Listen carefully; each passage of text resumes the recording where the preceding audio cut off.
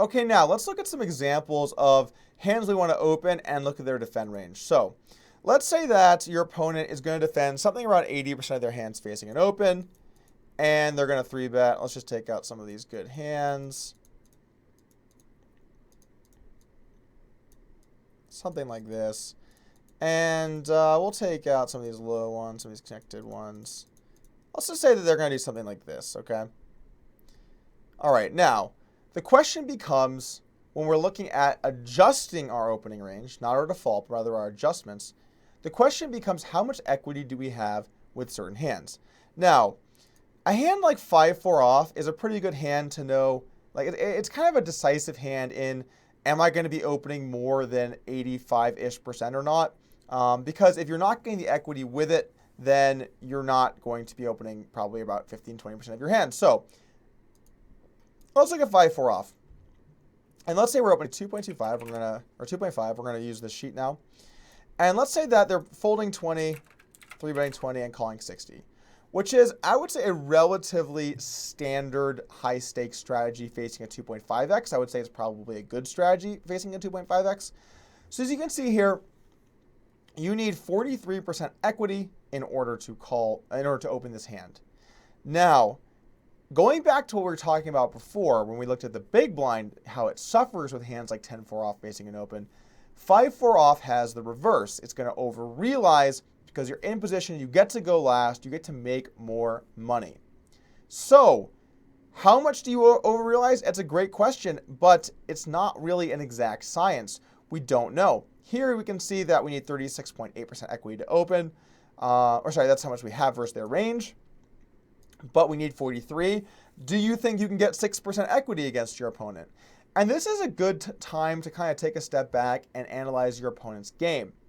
Are they playing really weak post-flop? Are they playing really tough? Are they check-raising you a lot? Are they playing pretty passive? Are they not putting you in tough spots? Are they not bluffing very much?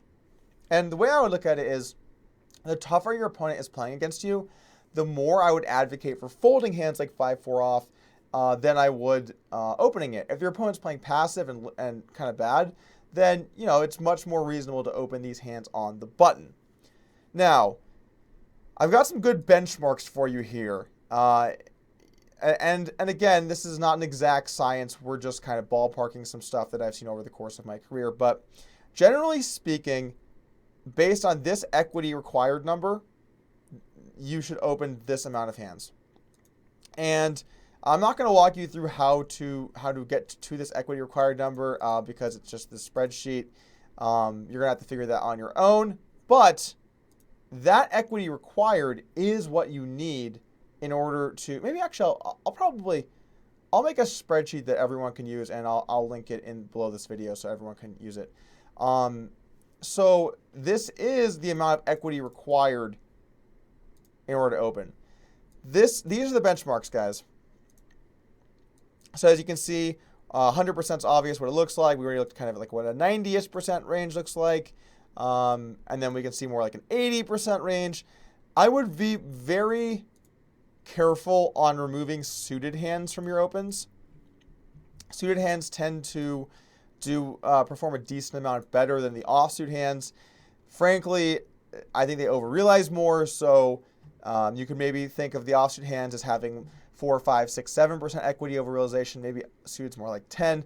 The point is, I'm pretty much taking away offsuit hands up until around 70 or 68%. Then I might look to fold a few suited, but you should be opening suited hands, guys. That's really the point here with these holdings. So let's take a look at what happens as some of our raise sizes change for our opponents. As they fold more like 25, and all of a sudden this is down to 41%. Now you're definitely going to have the equity when you open a hand like 5-4 off. And as this increases, it gets a lot tougher to open. Now, one thing that I've seen by just like moving these numbers around a lot, checking different stuff out, 3-betting is really what combats opening on the button. It's not calling. Calling, it doesn't really hurt the button that much because you get to play post-flop. 3-betting immediately removes the equity of the weak hands opening.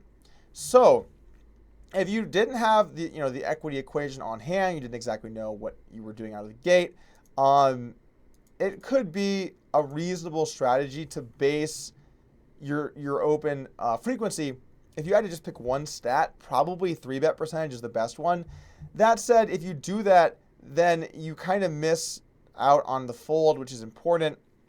If someone was 3-betting 30%, but folding the rest of their range, you'd want to open 100%. You would need like no equity here. Let's make it 69. So yeah, you would need minus 830% equity to open with your hand, and I'm pretty sure when you get into the negative range, anything will do. Also, if you want to just look at some tight opponents, and let's just say that they're folding 40 and they're 3-betting 15, you can see pretty clearly that we're into the any two cards territory. This is just too little equity that you need to open. Anything's going to have that, guys. You know, if we look at this and we just take the worst hand, you know, we're still getting 33%, and we're going to over-realize on the button. So that's important for you to take away as well. Let me think if there's anything else as far as opening stuff that's important. If you do think your opponent is changing their strategy, I would always kind of have a monitor on the last 100 or a few hundred hands. If you're playing live poker, it's going to be pretty much the whole session. I would always kind of be monitoring what's going on pre-flop. If you see a really loose hand showdown on the big blind, you see a loose 3-bet, their 3-bet frequency is increasing, then it can make sense to tighten things up. The number one most important thing I would say, though, if there's nothing else to take away from this lesson other than open 80%, open to 2.5x, I would make sure that you have your range up somewhere where you can see what am I opening? What am I actually opening in game? What's my range like?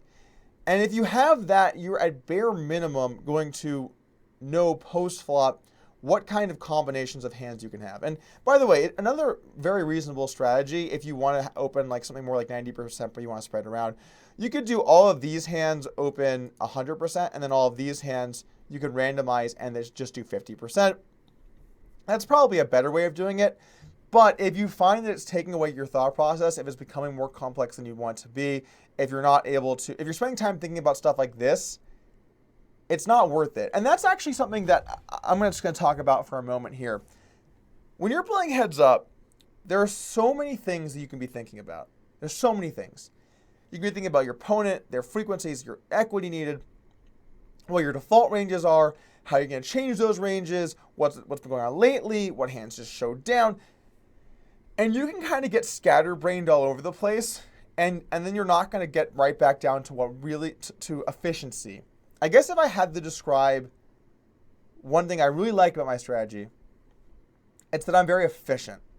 I can make good decisions quickly by taking in data and getting a good output. Now, as you start to do stuff like, okay, I'm going to randomize 50% of all these combos, if you can do it on the fly, that's fine. It's probably a good way of doing it. But as it becomes more complex and as it takes up more of your time trying to do those things, it can actually become something that's a bit of a detriment, even though it makes your strategy a bit better. You want to spend your time, unless you're going to be tanking a lot of time each decision or you're playing really high stakes, etc. You want to try and spend your time in the most efficient way possible. And that means look at your equity to open, look at the strategy that your opponent's using, look at the range you're going to use, and open it up with that range. Visualize this range. When you're playing poker and I open the button, I'm like, these are the hands I have. I do not have 10-2 off. I do not have 6-2 off. I have half my 8-3s. I have all my 6-4 offs. Because post-flop, that stuff does matter. You can't just ignore what hands you're going to reach the flop with, okay? And we're going to talk about like streamlining our thought process and how to go from one step to the next a bunch over the course of this. But it starts pre-flop, okay? Don't just open just to open and then like, oh, flop, okay? When you're opening, you should have a conscious recognition, if that's a word, that these are the hands that you're opening, and this is what I'm going to be doing post-flop. This is going to be how I'm going to base my post-flop range off of.